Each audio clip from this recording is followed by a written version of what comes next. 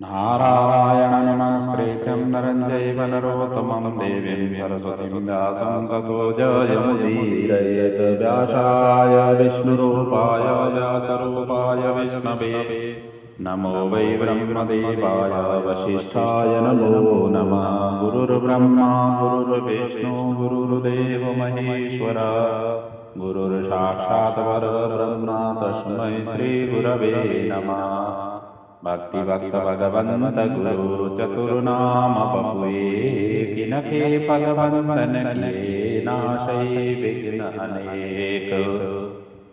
बोलिए श्री भागवत भगवान की जय। पुराण पुरुषोत्तम भगवान की जय। श्री व्यासी महाराज की जय। श्री सद्गुरुदेव भगवान की जय। श्रीमद्भागवत ज्ञानमयी गंगा की अवदान करते हुए हम दशम स्कंद के उत्तर पूर्वार्ध में हैं। कल तक की कथा में हमने कंसवध की उपाक्रम के प्रसंग में नारद जी आकर के कंस को यथार्थ सारा वृतांत बताना और नारद जी के कहे अनुसार कंस चकित हो जाना, चौकन्ना हो जाना और भगवान श्री कृष्ण को अब किसी भी तरीके से वध करने के लिए उद्यत हो जाना। इसके लिए केसी और व्योमासुर को गोकुल की ओर भेजना और उन सभी का उद्धार भगवान ने उसके पश्चात उनका उद्धार करना। इन सभी का चिंतन मनन करते हुए कल के प्रसंग को हमने विराम दिया था। आज अक्रूर जी जिनको जो कंस के मंत्री थे और भगवत परायण थे, भगवान के चाचा लगते थे, इनको अब उन्होंने भेजा कि जाकर के कृष्ण बलराम को किसी भी तरीके से ले आना। इधर ब्राह्मणों ने धनुष यज्ञ की उन्होंने सलाह दी थी और धनुष यज्ञ का यहाँ पर आयोजन होना। इन सभी का चिंतन मनन आज के प्रसंग में रहेगी। आइए सुखदेव जी इसी प्रसंग को राजा परीक्षित को श्रवण करा रहे हैं। अक्रूरोऽपि सतां रात्रिमदपुर्यां महामती उषित्वा रथमास्थाय प्रययो नन्दगोकुलाम्।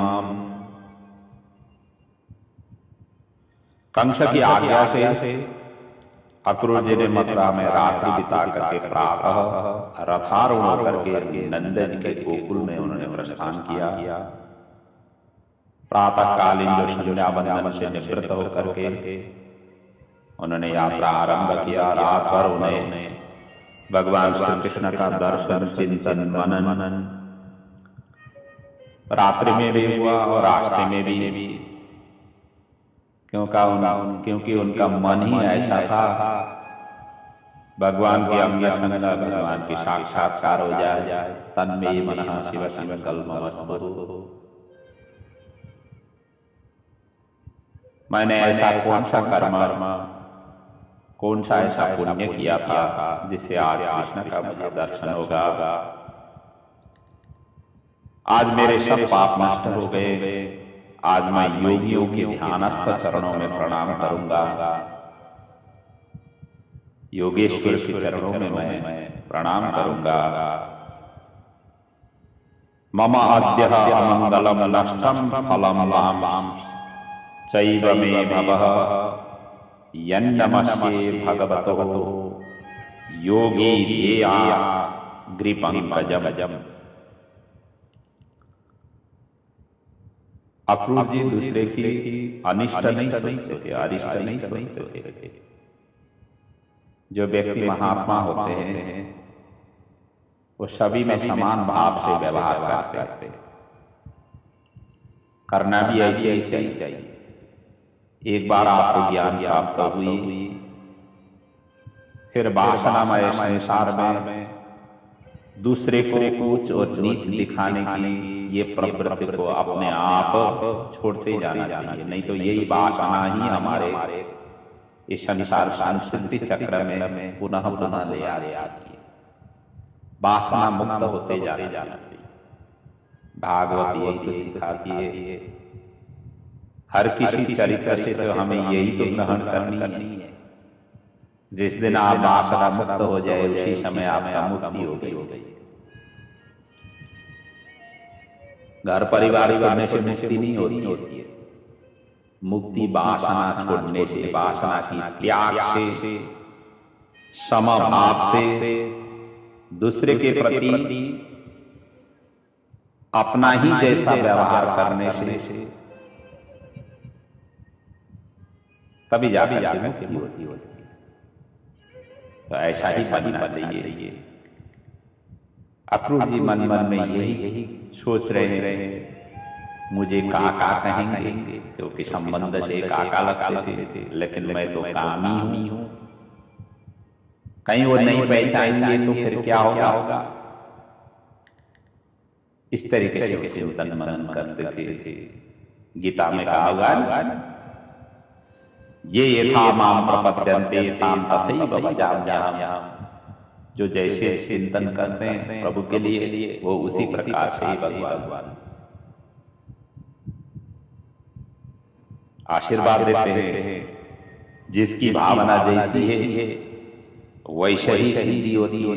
यादृशी भावना यस्य सिद्धिर्भवति तादृशी। इसलिए भावना को परिवर्तन करो। भावना के अंदर में कोई भी वासना ला करके स्थिर नहीं करो, कोई भी कामना ला करके स्थिर नहीं करो। यही वासना, यही कामना, ये सभी बंधन के कारक है। इसी जीवन में, इसी क्षण, इसी अवस्था में ही आपको मुक्ति होना है। तो ये जिस दिन आप छोड़ेंगे, जिस समय, जिस घंटे को, जो घंटे आप छोड़ेंगे, उसी समय आप मुक्ति होती हो। आपको कुछ करने की जरूरत नहीं, कहीं बड़ी बड़ी तपस्या करने की जरूरत नहीं, तरह तरह के कपड़े डालने की जरूरत नहीं, भस्मधारी होने की जरूरत नहीं, जटा मुंडी ये सब बनने की जरूरत नहीं, अनेक प्रकार की मालाओं को धारण करने की जरूरत नहीं। जरूरत ये है कि अंदर की वासना, अंदर की कामना, इन सभी से निष्क्रिय रहो। जीव का रक्षक ईसे संपूर्ण चराचर जगत की रक्षक ही भगवान है। लेकिन जीव क्या सोचता है, मेरा रक्षक मैं हूं। वहां तक तो ठीक ही, लेकिन ये परिवार का रक्षक भी मैं हूं, ये संसार का रक्षक, मेरा कारोबार का रक्षक भी मैं हूं। मेरे दादा परदादा ने इतना कारोबार छोड़ करके गए हैं, इनका रक्षक मैं हूं। आपके सामने आपके दादा नहीं रहे, आपके पिताजी नहीं रहे, आपके जिन्होंने संचालन किया था जो कारोबार, वो सारा ये धरती छोड़ करके गए। आप कौन सी खेत की मूली है जो आप टिके रहेंगे और उसका आप रक्षक समझ करके आप आगे बढ़ रहे हैं। उस तरीके की ममता और वासना कब तक रखेंगे? इसीलिए वासना को धीरे धीरे करके एक ही झटके में तो नहीं निकलेगी, क्योंकि जन्म जन्मांतर की वासना बैठी हुई है। एक ही झटके में निकलेगी तो बाकी पागल भी हो सकता है, निकालना भी नहीं चाहिए। लेकिन धीरे धीरे अनासक्त बने, डी अटैचमेंट, इंग्लिश में एक वर्ड है डी अटैचमेंट। अटैचमेंट ही बंधन है, डी अटैचमेंट ही मुक्ति है। अक्रूर ने रास्ते में मार्ग में जा रहे थे, भगवान श्री कृष्ण का चरण देखा। उनको लगा कि भगवान की चरण देखते ही शकुन हो गया। कोई भी रास्ते में चल रहे हो, कोई ऐसी कई चीजें ना हमारे शकुन अपशकुन की कई चीजें हैं। जैसे बिल्ली रास्ता काट दे तो कहते हैं कि अपशकुन हो जाती। हिरण्यकश्यप ने भी तो वहाँ मंदराचल पर्वत में तपस्या करने जैसे बैठा था, जिस वृक्ष के नीचे ऊपर आकर के तोता, देवताओं की प्रेरणा से बृहस्पति ही तोता बन करके आए। हमने चिंतन किया सप्तम स्कंद में, और उसने आकर नारायण कह दिया। नारायण कहते ही उसने सोचा कि जिसके लिए मैं तपस्या कर रहा हूँ, जिसके लिए मैं आराधना कर रहा हूँ कि वध करने के लिए, आज मेरा शत्रु का ही नाम उच्चारण कर रहा है, अपशकुन हो गया। इसीलिए तो तपस्या छोड़ करके किसी दूसरे दिन आ जाऊंगा सोच करके घर में पहुंचा था। माता कयादु ने, पत्नी कयादु ने उनका सारा बल और पराक्रम ऐश्वर्य के वर्णन करते हुए प्रशंसा किया, क्योंकि व्यक्ति जो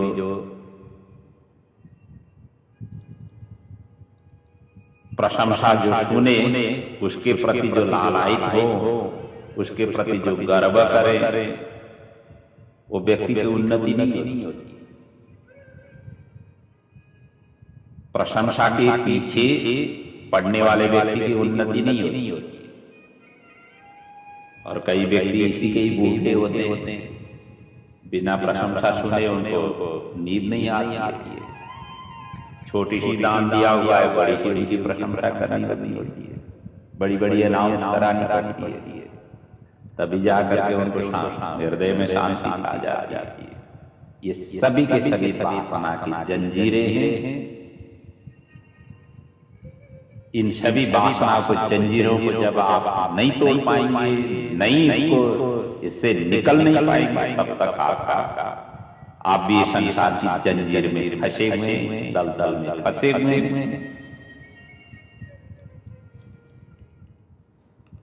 तो मार्ग में ऐसे भगवान श्री कृष्ण का चरण देखते उनको शकुन का आभास हुआ। ब्रज में पहुंच करके ब्रजरज उन्होंने शीर में धारण किया, प्रणाम करके।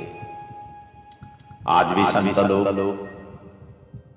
भक्तिमय माताएं, भक्ति स्वरूपा नारायण जैसे ब्रज की देहली पर पहुंच जाते हैं। आज भी गाड़ी से जिस वाहन से जा रहे हैं, उस वाहन से उतर करके पहले चरण ब्रज को दंडवत करते हैं।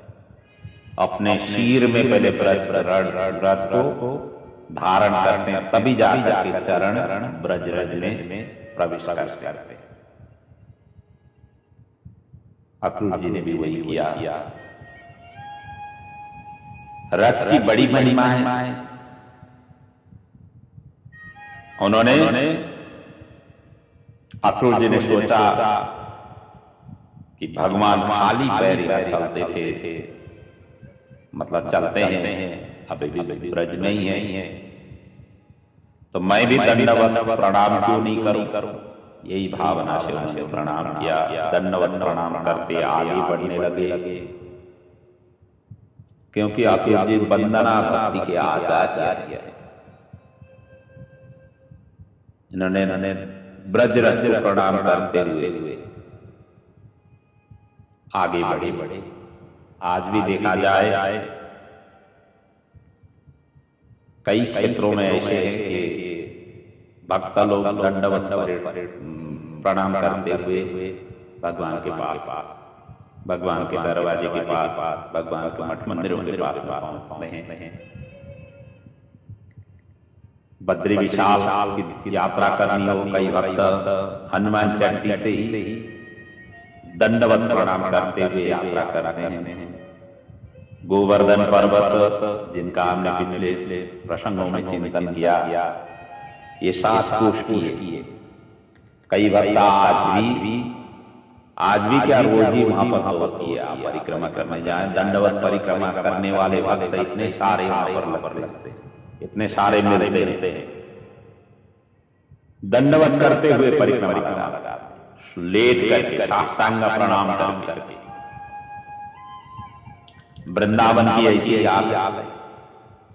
जो तीर्थ स्थल है वृंदावन की परिक्रमा में लेट करके साष्टांग प्रणाम करते हुए परिक्रमा लगाने वाले ऐसे भगत मिल जाते हैं परिक्रमा मार्ग।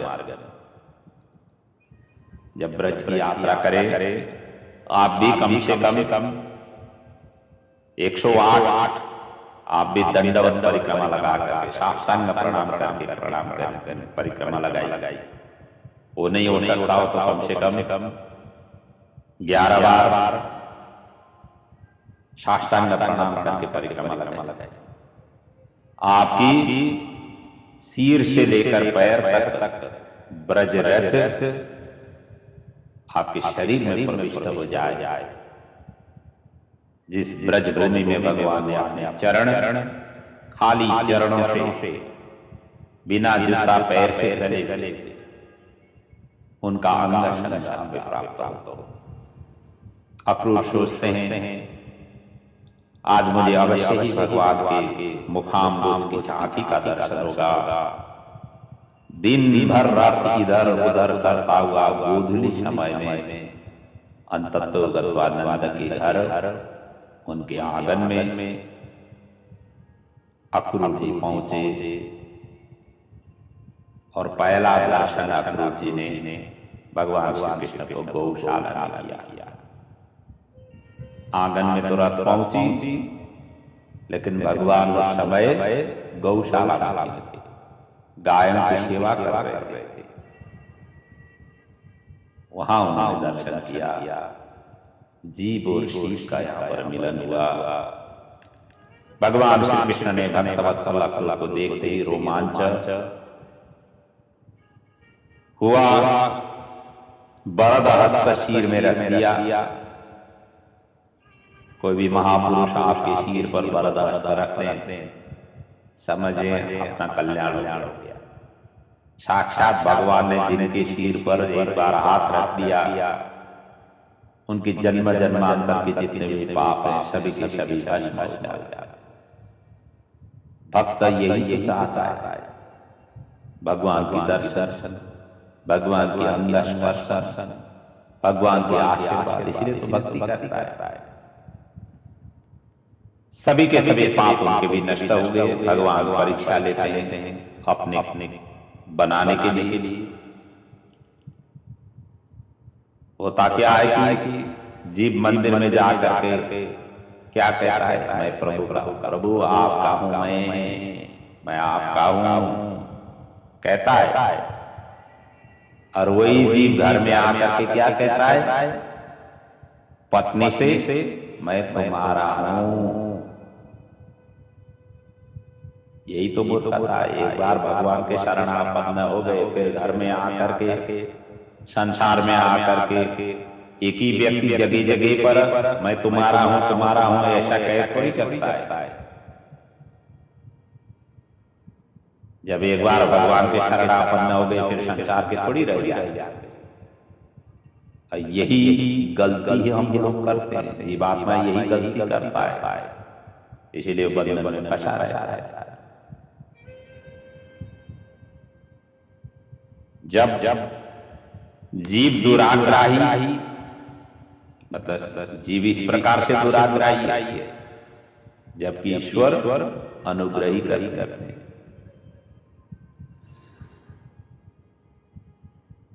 तत्काल भगवान ने अक्रूर जी को काका कह करके संबोधन किया। बरद हस्त रखने के पश्चात अक्रूर कृत्य हो गए।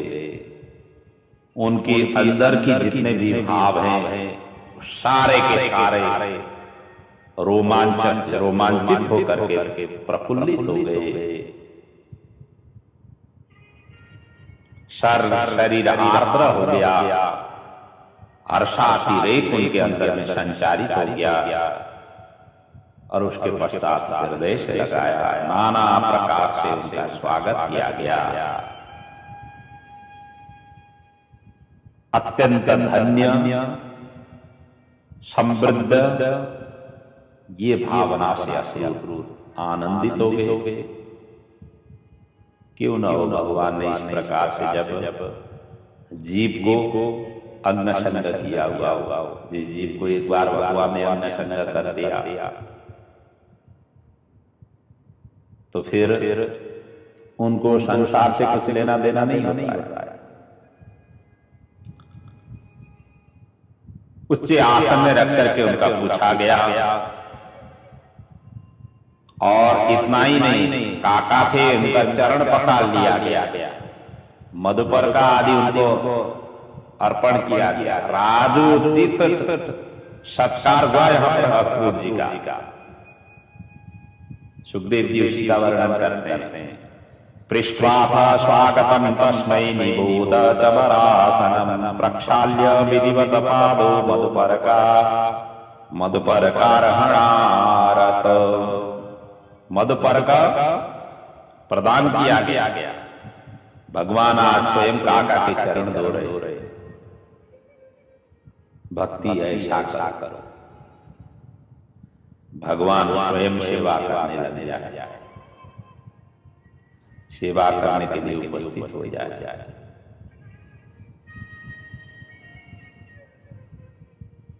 और उनको राजोचित सत्कार हो जाने के पश्चात दिव्य भोजन प्रसाद की वहां पर व्यवस्था की गई थी। बड़ी भव्य रूप से उनका भोजन प्रसाद का कार्य सुसंपन्न हुआ। तब नंद जी ने आगमन का कारण वहां पर अक्रूर जी को पूछा, कुशल मंगल के विषय में पूछा, दुष्ट कंस के विषय रहते हुए आपको कितनी परेशानी होगी, इस प्रकार से भी उन्होंने प्रश्न पूछा। दुष्ट कंस ने भांजे तक को तो नहीं छोड़ा, आदि प्रश्न से अक्रूर जी का जो भी थकान था वो सब दूर हुआ। अक्रूर परिकृष्टेन जहावद्य परिश्रमम, सभी परिश्रम उनका जाता रहा। सुखदेव जी आगे वर्णन करते हैं।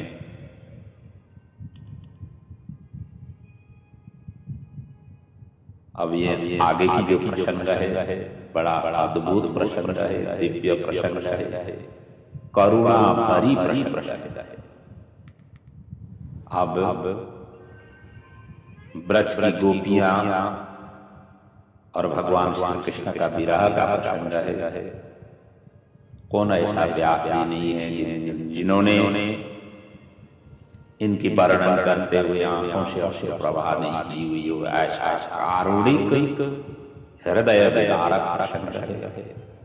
आइए सुखदेव जी के मुखारविंद से श्रवण करते हैं। राजा परीक्षित को बता रहे हैं, सुखोपविष्ट पर्यंके रामकृष्णोरुमानित लेबे मनोरथान सर्वान् पथीयान सचकार। अक्रूर जी को सुखपूर्वक पलंग पर बैठा करके कृष्ण बलराम नाना प्रकार से आदर सत्कार उनको किया और कंस का सारा संदेश आदि से अंत तक उन्होंने सुनाया। मैं तो आपको लेने आया हुआ हूं, सुन करके नंदराय जी मूर्तिमान बन गए, हिल नहीं पाए, बोल नहीं पाए, शब्द उनका निकल ही नहीं पाया, अमूर्त बन गए, अमूर्त बन गए। यशोदा तो उसी समय बेहोश होकर के गिर पड़ी। भगवान ने नंद यशोदा को आप समझाने लगे, क्योंकि हाँ केवल भगवान ही समझा सकते थे। क्यों न वो अब कंस ने बुलाया और आज तक इनके जितने भी भाई थे उन सभी का कंस ने वध किया। आज यहाँ कृष्ण बलराम को बुलाने का अर्थ यही है कि अब वध होगा।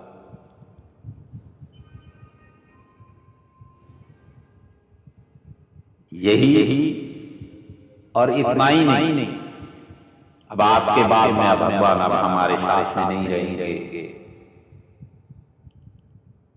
इन सभी भावनाओं से ये भाव दुर्बल हो गए। यशोदा मैया अचेत होकर के गिर पड़ी।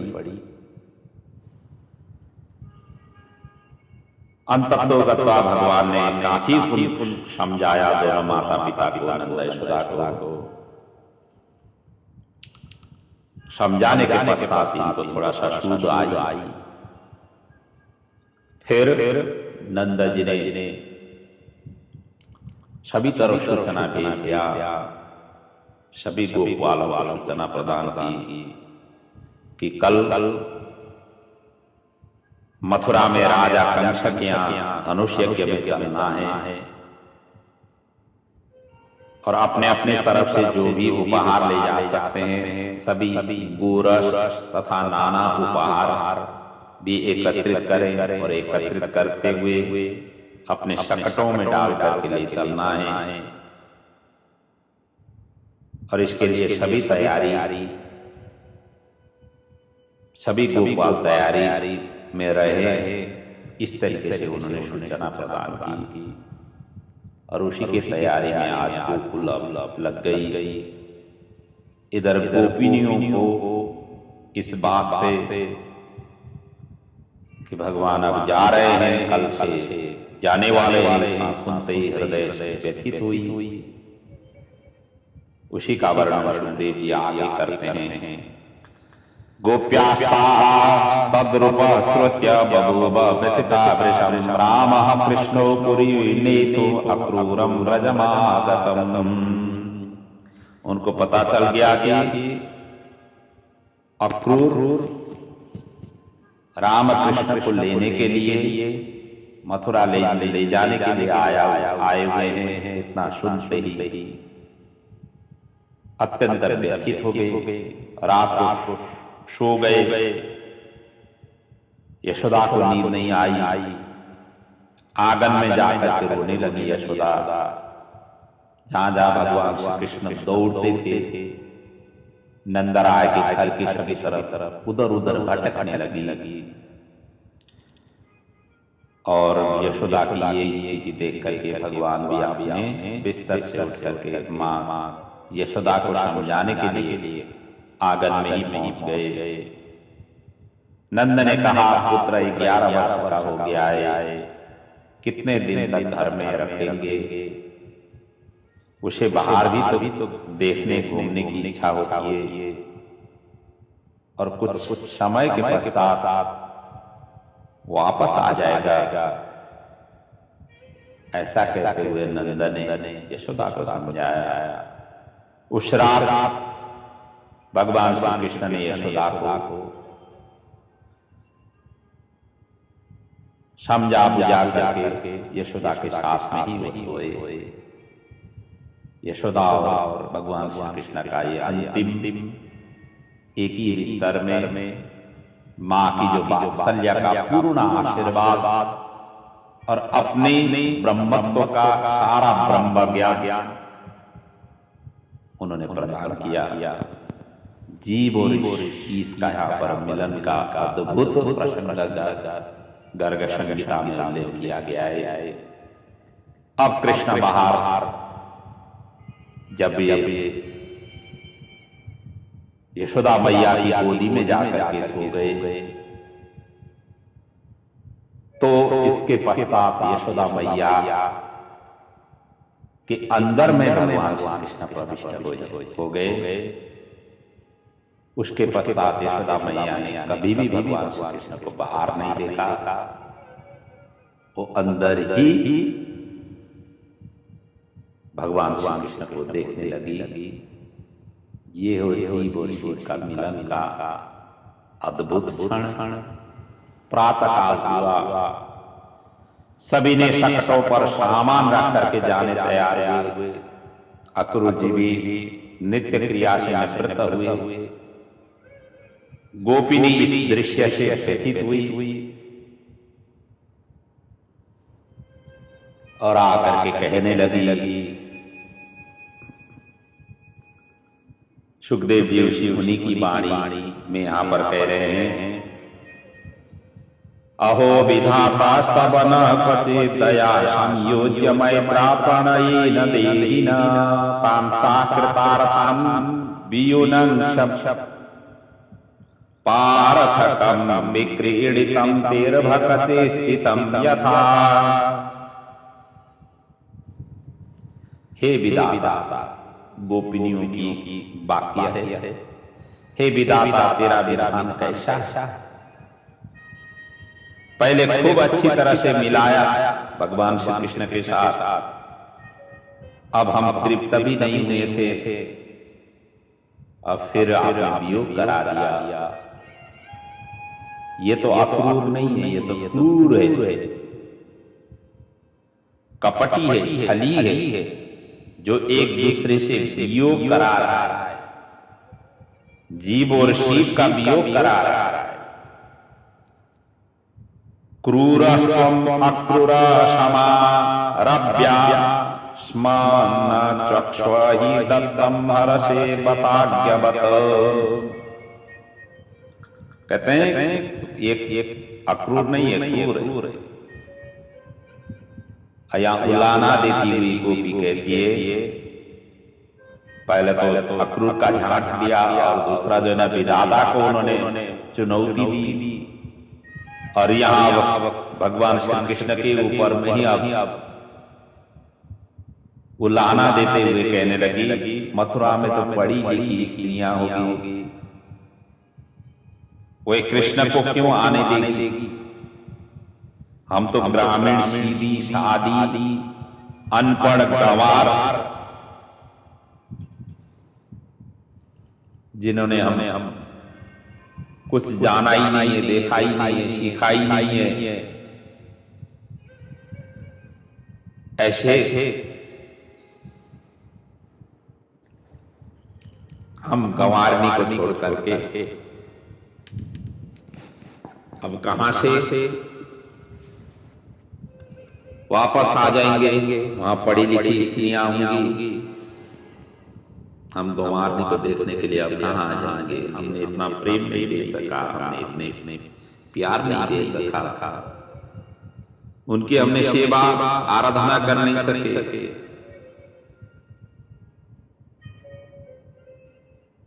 अपने आप को गंवारनी कहते हुए धिक्कार की हुई, कोष्ठी हुई, सर्वत्र हरे गोपिनियों के आंखों से अश्रु प्रवाह होकर के अब रोने लगने लगी।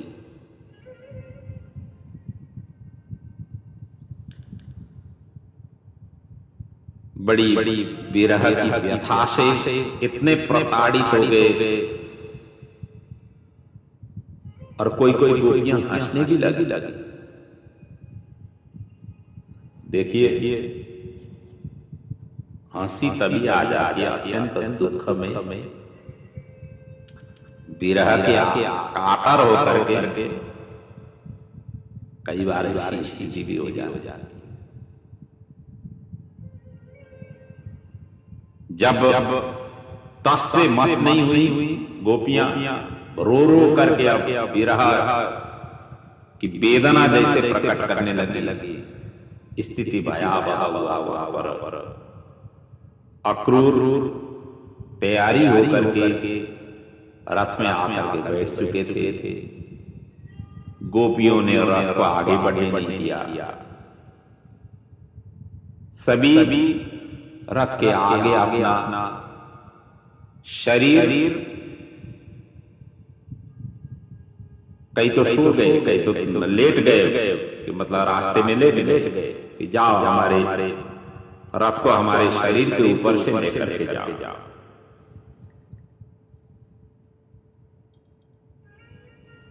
इस तरीके से उन्होंने सारा का सारा सभी तरफ स्तब्ध कर दिया।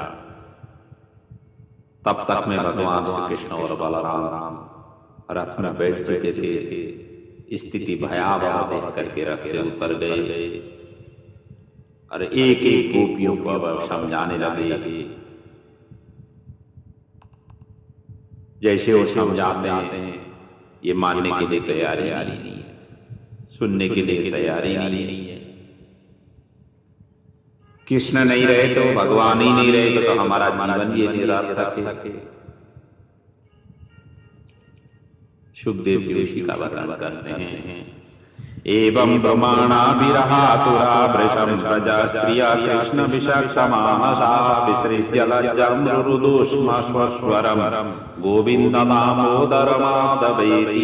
हे गोविंद हे दामोदर हे माधव, ऐसा कहते हुए रुरुदुष्मश्वरम, रोने की भी तरह तरह की अवस्थाएं होती है। जोर जोर से सुस्वरम, अत्यंत स्वर सहित यहां पर हो रही है। अंततः गत्वा भगवान श्री कृष्ण ने वापस आने का वचन दिया, मैं जरूर वापस आ जाऊंगा, ऐसा कहते हुए वचन दे दिया। और उसके पश्चात नंद बाबा ने भी समझाया, कंस की इस प्रकार की आज्ञाएं तो हम उनकी धनुष यज्ञ में भाग लेकर के आएंगे। अक्रूर ने भी समझाया, सभी ने समझाने के पश्चात अंततः उन्होंने रास्ता छोड़ दी।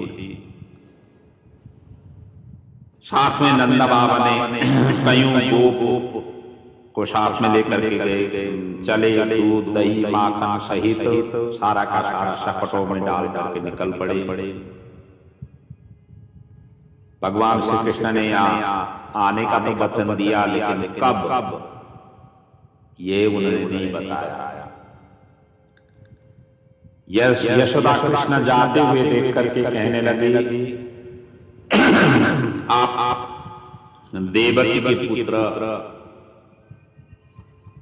मैं तो आपकी सेविका के काम अब खत्म हुई है।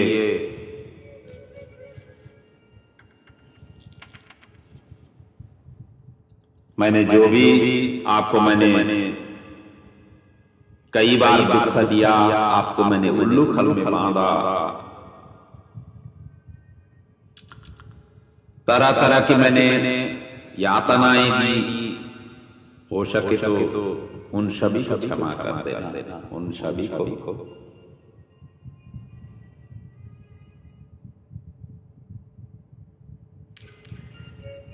कई बार भरपेट मैंने माखन भी नहीं खिला पाई,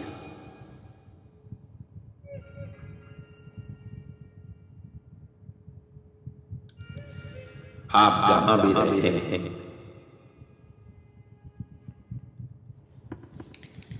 खुशी से रहिए,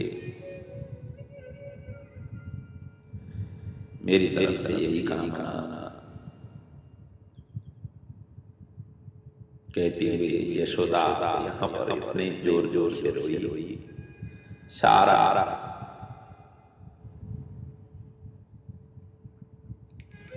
नंद भवन की कोना कोना ऐसा लग रहा था, विरह व्यथा से स्तब्ध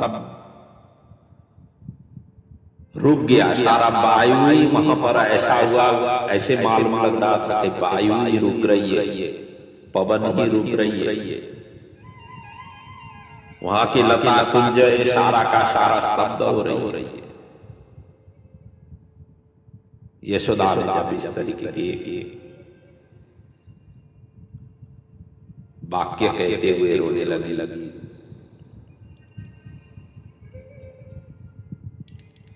आज कृष्ण मथुरा जा रहे हैं, ये देखते हुए लता कुंज पक्षी गौ सभी के सभी स्तब्ध हो गए। उनके अंदर से कोई भी आवाज नहीं निकल। पक्षी कलरव हमेशा हमेशा करते थे, उनका ध्वनि स्तब्ध हो गया, शांत हो गया। कहीं किधर से भी कुछ भी आवाज नहीं आ रही, वायु रुक गया जैसा प्रतीत हो रहा है। गाय एक कान जो है ना ऊपर करते हुए भगवान की विरह अवस्था को देखते हुए एक तरफ एक ही दृष्टि लगाए बैठे, उनकी पलक नहीं खुल रही। सारा मानो प्रकृति शांत हो गई है, सो गई है। स्तब्ध हुई, कहीं किधर से भी आवाज नहीं आ रही। ऐसा व्यथित अवस्था, ऐसा कारुणी हृदय विदारक अवस्था यहाँ पर उपस्थित हुआ।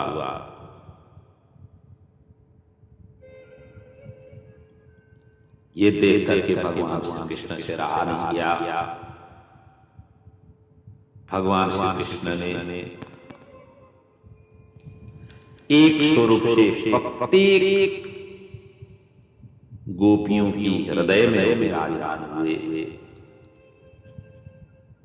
सारा ब्रजभूमि में एक स्वरूप से वो विराजित हुए और दूसरे स्वरूप से ही वो मथुरा गए। यहां से उन्होंने दो स्वरूप विभक्त किया अपने आप को। तब जाकर के इनकी विरह व्यथा जितने भी थी, जिन की जो विरह व्यथा थी, इनको थोड़ा सा हल्का सा शांति की महसूस हुई। तब जाकर के रथ आगे बढ़ने लगा। जैसे वृक्ष, जैसे स्तंभ पवन होते हुए भी जब नहीं हिलता हो, उनकी पत्ती और टहनियां जैसे नहीं हिलती हो, उसी प्रकार का चित्र लिखित के स्वरूप में, फोटोकॉपी के स्वरूप में सभी के सभी वहां पर खड़े रहे।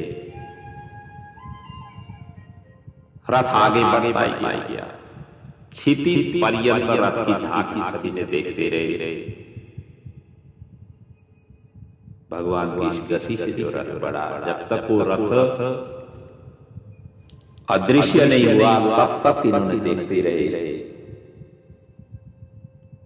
और इसके पश्चात ठीक 12 बजे रथ यमुना के किनारे में पहुंचा। मध्याह्न कर्म करने के लिए अक्रूर ने भगवान की अनुमति से यमुना में स्नान करने जल के अंदर उतरे। और जैसे जल के अंदर में उतरे और जैसे उन्होंने गोता लगाया स्नान के लिए, वैसे ही राम कृष्ण का वहां पर झांकी का दर्शन जल के अंदर में, यमुना जी के अंदर में दिखाई दिया। सुखदेव जी उसी का वर्णन करते हैं। निमज्य तस्मिन् सादीले जपन् ब्रह्म सनातनम् तावेव ददृशे क्रूरो रामकृष्णो समन्वितो। उधर यमुना के हृदय में रामकृष्ण को देखते ही अक्रूर चकित हो गए। और जैसे यमुना से बाहर निकले, इधर देखते हैं तो रामकृष्ण बाहर भी वही है, बाहर भी उनको ही दिखते हैं। जब डुबुलकी लगाते हैं अंदर रामकृष्ण को देखते हैं पानी के अंदर, इधर बाहर जैसे निकलते हैं रामकृष्ण बाहर दिखाई देते हैं। फिर भी उन्होंने फिर गोता लगाया। जब दोबारा गोता लगाया तब भी ये स्थिति हुई। जब तीसरी बार गोता लगाया तो अब की बार शेष भगवान सहित का दर्शन अक्रूर को हुआ जल के अंदर में। और इतना ही नहीं, सिद्ध गंधर्व विद्याधर सभी के सभी हृदय गिरद में रह करके भगवान की स्तुति कर रहे हैं। रिद्धि सिद्धि अष्ट सिद्धि सवा से सभी के सभी सेवा में संलग्न थी। ऐसा दिव्यतम झांकी अक्रूर ने यमुना जी के जल के अंदर में प्राप्त किया। वो कृतकृत्य हो गए। ऐसा अद्भुत दृश्य आज तक अक्रूर ने देखा नहीं था। अक्रूर नतमस्तक हो गए। भगवान की गदगद वाणी से यहाँ पर स्तुति करने लगे। प्रणम्य मूर्धान वहितः कृतांजलि पुटः शनैः। और अगले अध्याय में पूरे के पूरे अक्रूर जी ने यहाँ पर स्तुति गाई है। ये कुल 30 श्लोकों से उन्होंने स्तुति गाई है। भगवान का दिव्यतम झांकी को दर्शन करते हुए भाव विभोर करके वंदना भक्ति के आचार्य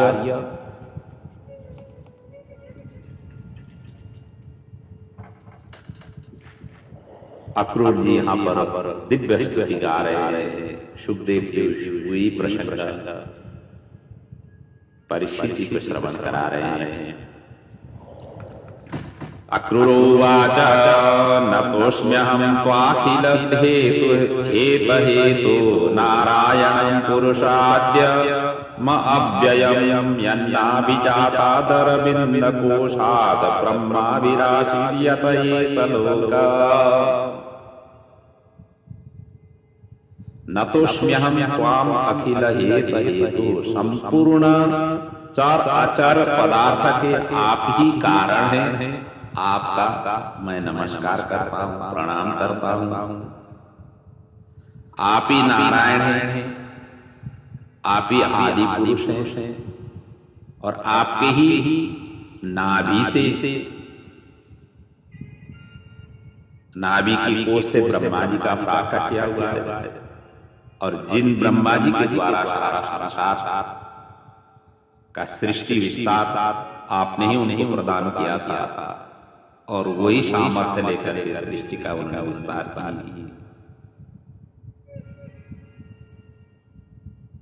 सबके मूल कारण श्री नारायण को नमस्कार करके उनसे ब्रह्मादि देवता आदि संपूर्ण चार अचर तत्वों की विश्व की उत्पत्ति ये सारा का सारा करने कराने वाले आप ही हैं।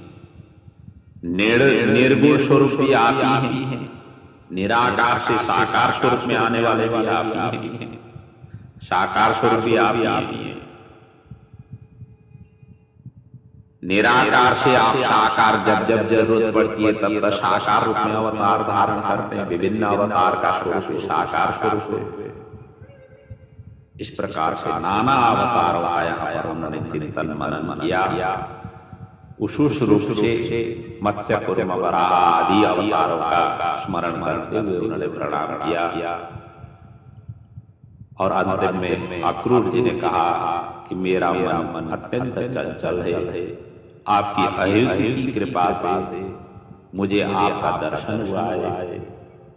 नमस्ते वासुदेवाय सर्वभूतक्षयाय च ऋषिकेश नमस्तुभ्यं प्रपन्नं पाहि मां प्रभो। आप मन बुद्धि चित्त अहंकार के अधिष्ठाता हैं। आपको नमस्कार है। आपकी शरण में आया इस जीव को कंसादि के भय से हमेशा में आप रक्षा करें। इस प्रकार से अक्रूर जी ने अपनी स्तुति गाई।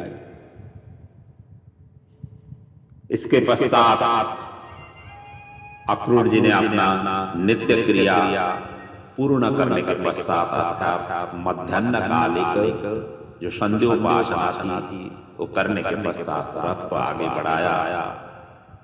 अपराह्न काल में रथ मथुरा के सीमाने में पहुंचा। सीमा में पहुंचा अक्रूर से भगवान कहते हैं अब आप यहीं से आप जाइए। हम कंसादि को वध करने के बाद में आपके यहाँ आऊंगा अर्थात उनको कल्याण करने के पश्चात ही आपसे पुनर्मिलन होगा। इस प्रकार से विदाई उन्होंने कर दिया।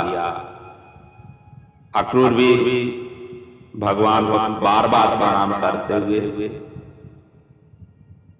कंसा को समाचार देने के लिए वहां से निकल पड़े। उसी का वर्णन सुखदेव जी आगे कहते हैं। अथापराह्ने भगवान् कृष्ण संकर्षणान्वितः मथुरां प्राविशत्सुपरिदिदृक्षु परिवारितः। जिस नगर में भगवान श्री कृष्ण हो उस नगर में कहीं कंसा कैसे बच सकता है। जहां पर प्रकाश हो वहां अंधकार कैसे टिक सकता है। एक ही जगह अंधकार और प्रकाश होना यह असंभव है। मथुरा मानव काया है, श्री कृष्ण ब्रह्म है और कंस काम है। अर्थात जब शरीर में ब्रह्म संबंधकार हो जाए, ब्रह्माकार वृत्ति यदि शरीर हो जाए, तो वहां पर काम, वासनाएं, अनेक प्रकार की आसक्ति, अनेक प्रकार की विकृतियां ये हो ही नहीं सकता है। स्वयं ब्रह्माकार वृत्ति हो जाने के पश्चात ये सब चीजें वहां पर रहती। विषयानंद और ब्रह्मानंद एक ही साथ में रह ही नहीं सकता है। विषयानंद का स्वरूप अंश है, ब्रह्मानंद का स्वरूप भगवान श्री कृष्ण है। अब यहाँ पर मथुरा में प्रवेश किए। सर्वप्रथम अब अलग अलग लोगों से यहाँ पर मिलना हुआ। भगवान श्री कृष्ण और बलराम मथुरा की झांकियों को दर्शन करने के लिए उस नगर की परिक्रमा करने के निकल पड़े। इधर उपवन में जो मथुरा की उपवन थी, वाटिका थी, नंद आदि पहले से ही कृष्ण बलराम की प्रतीक्षा में थे। पहुंचने के बाद यशोदा ने भेजा हुआ जो भी अल्पाहार था, भोजन आदि ग्रहण करने लगे। साथ में थकान भी वो मिटा रहे थे। और जैसे सायंकाल का समय उपस्थित हुआ, नंद बाबा से अनुमति लेकर के गोपगण के साथ में भगवान श्री कृष्ण बलराम मथुरा नगरी को देखने के लिए निकल पड़े। मथुरा नगरी स्फटिक मणियों से, चारों ओर सुगंधी पुष्पों से अत्यंत सुहावना थी। मतलब नगर की ऐसा शोभा था। चौराहा आदियों में ध्वजा पताका के विलक्षण सजावट थे। पूर्ण कलश प्रत्येक घर के दरवाजे पर, घर केले के खम्भों से घर के दरवाजे सजाए गए थे। प्रज्वलित दीप आदि से घर घरों में दीपावली के स्वरूप में प्रज्वलित दीप थे। इससे नगर की शोभा में अपूर्व शोभा में परिणत हुई थी। और नगरवासी की जो स्त्रियां हैं कृष्ण बलराम को देखने के लिए घर के अट्टारियों में, अट्टालिकाओं में, ऊपर छतों में, अपने बरंदा में सारा का सारा अपना काम व्यस्तता को छोड़ करके, जिसका जैसा आभूषण था, श्रृंगार था, मतलब जैसे आभूषण उन्होंने लगाई थी, वैसे ही वो दौड़ती हुई वहां पर पहुंची। सभी के सभी दर्शन के आतुर थे। वैसे भी कहा गया आतुरता के बिना भगवान की प्राप्ति नहीं होती। एक संत ने एक शिष्य ने संत को पूछा कि भगवान को कैसे प्राप्त हो जाए। भगवान संत ने उस समय उत्तर नहीं दिया। उसमें उस दिनों के पश्चात वही शिष्य और संत गंगा जी के स्नान करने के लिए गंगा जी के तलहटी में पहुंच गए। और जैसे डुबुलकी लगाने लगे दोनों, संत ने उस जिज्ञासु शिष्य की सिर दबा दिया। उनको श्वास प्रश्वास में अब तकलीफ होने लगी। सिर दबा दिया तो पानी के अंदर ही रहे। और कुछ देर के बाद उन्होंने छोड़ दिया। कहने के लिए फिर उन्होंने कहा कि मुझे इतना श्वास प्रश्वास लेने के लिए इतना तकलीफ में मैं महसूस कर रहा था, इतना आतुरता मैं महसूस कर रहा था। तब संत ने उत्तर दिया, यही आतुरता होनी चाहिए भगवान प्राप्ति के लिए, तभी भगवान की प्राप्ति होती है।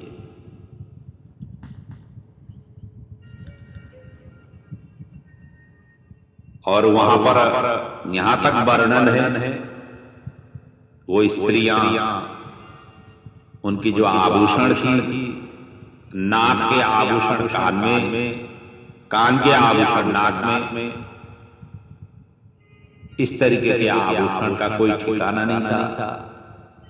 इस तरीके से भगवान के दर्शन के लिए आतुरता होकर के अपने अपने घरों की बाहर जहां जहां जगह थी वहां पर खड़ी रही थी। ग्वाल कृष्ण बलराम जी को जय जयकार करते हुए जा रहे थे, मतलब उनकी यही तो जय जयकार करते हुए आगे बढ़ रहे थे।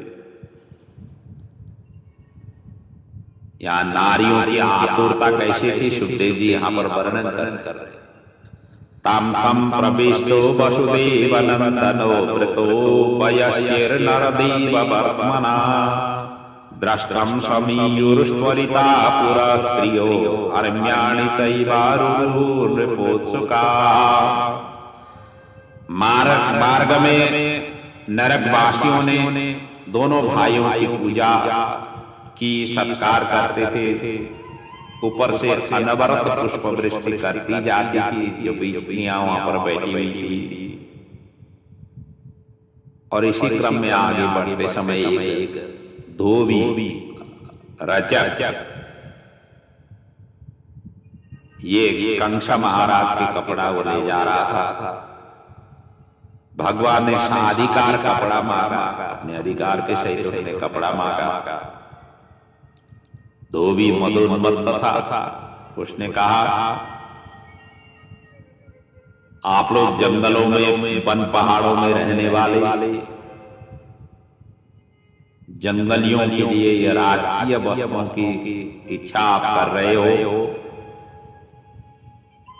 आप लोगों को शोभा नहीं देती। जंगल में रहने वाले को तो जंगली वस्त्र जरूरत होती है। ये तो राजकीय वस्त्र है, राजा महाराजा ही पहनते हैं ऐसे वस्त्र। यहां से भाग जाओ, नहीं तो सैनिक, राजदूत, उन सभी को, अर्थात उन सभी के द्वारा मैं पकड़ा करके जेल में बंद कर देंगे। उनको मैं बुला दूं, सभी को ले जाकर बंद कर देंगे। गंवार को कपड़ा का मूल्य का क्या पता है, यहां से भाग जाओ। ऐसा अप्रिय वचन किया। भगवान ने तत्काल इनका उद्धार करना था। सुखदेव जी उसी का वर्णन करते हैं। एवं विकथ्यमानस्य कुपितो देवकी सुत रजकस्य कराग्रेण शिरकायादपातयत्। भगवान ने तत्काल हाथ में खड्ग लेकर के उनका खड्ग की तरह, हाथों से ही खड्ग की तरह उन्होंने प्रहार किया। कराग्रेण करके अग्रभाग से, और ऐसा उन्होंने थप्पड़ लगाया, ऐसा उन्होंने थप्पड़ दे दिया कि सिर और शरीर ये दोनों ही अलग हो गए। बाकी धोबी के जितने भी अनुयायी थे वो सभी के सभी कपड़े वहीं पर छोड़ करके भाग गए। भगवान ने उस कपड़े को प्रेम पूर्वक सबको बांटा, जितने भी ग्वाल बाल थे सभी को बांटा। अब ग्वाल बाल तो बड़े खुश होकर के, आनंदित होकर के वो कपड़े सारे के सारे आप पहनने लगे। अब कपड़े तो ऐसे राजकीय कपड़े तो इन्होंने कभी पहने ही नहीं थे। जैसे धोबी ने पहले कहा था, इन्होंने कभी पहने ही नहीं थे। कोई तो उल्टा पहन रहा है, कोई उल्टा पहने जा रहे हैं। और वहीं पर कृष्ण बलराम को संबोधित करते हैं, कान्हा यह तो पर्दा की तरह है। कपड़े उठा करके दिखाते हैं तो पर्दा की तरह है। इसे हमारे जो शकटा में उसमें लगाने की लायक है, इतना लंबा चौड़ा है। आदि जो है तरह तरह के कपड़े थे, तरह तरह के शब्दोच्चारित करते हुए कान्हा जी से बड़े आनंदित और प्रमोदित होकर के सभी ने कपड़ों को अपने शरीर में जैसे तैसे डाला।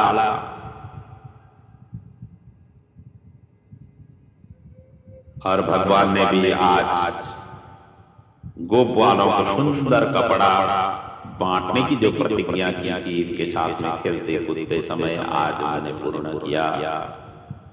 आगे ये बढ़ रहे थे, एक दर्जी मिला, भगवान के चरण में वो गिर पड़ा। भगवान ने उसे आशीर्वाद दिया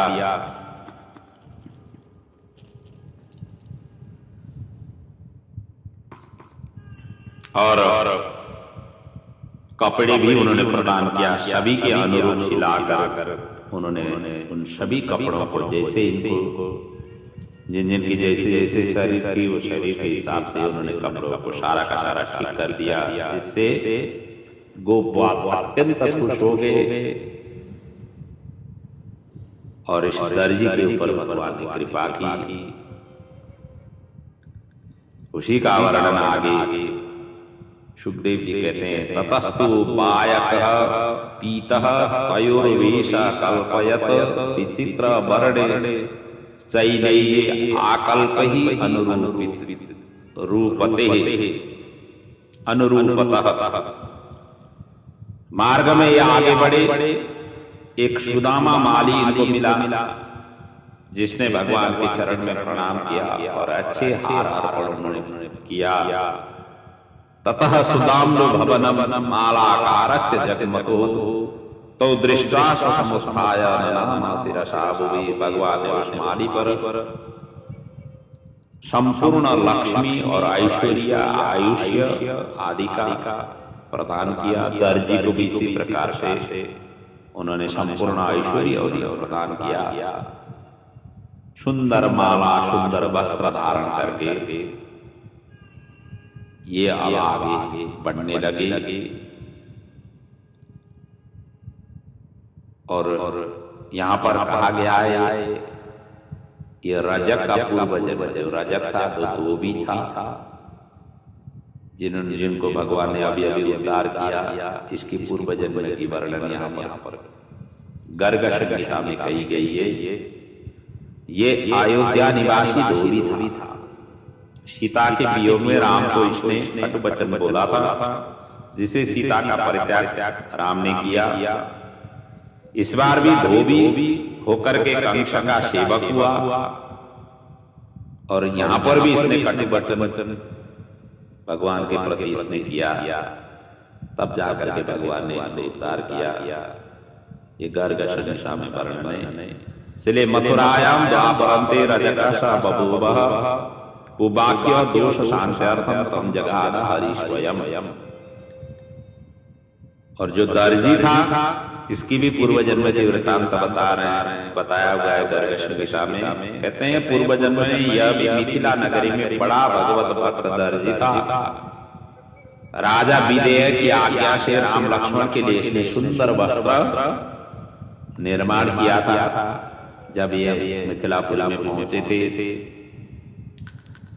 तो उनके रूप से मोहित ये हो गया था। मन में ये उसको यही मन में उसके विचार आई थी कि कब मैं अपने हाथ से सुंदर वस्त्र पहनाऊं। भगवान ने उसे वरदान दिया, जिसे आज इनको पूर्ण हुआ। श्री रामस्य बलात् सोयम मथुरायां बभूवः तयोर्वेशं कारयित्वा तस्सारूप्यं जगामः। और ये सुदामा माली के विषय में भी गर्ग संहिता में ऐसा वर्णन है कि यह सुदामा चैत्ररथ वन का हेममाली नामक माली था। वह कृष्ण प्राप्ति के लिए प्रतिदिन 300 कमल पुष्प शिव के आगे रख करके प्रणाम करता था।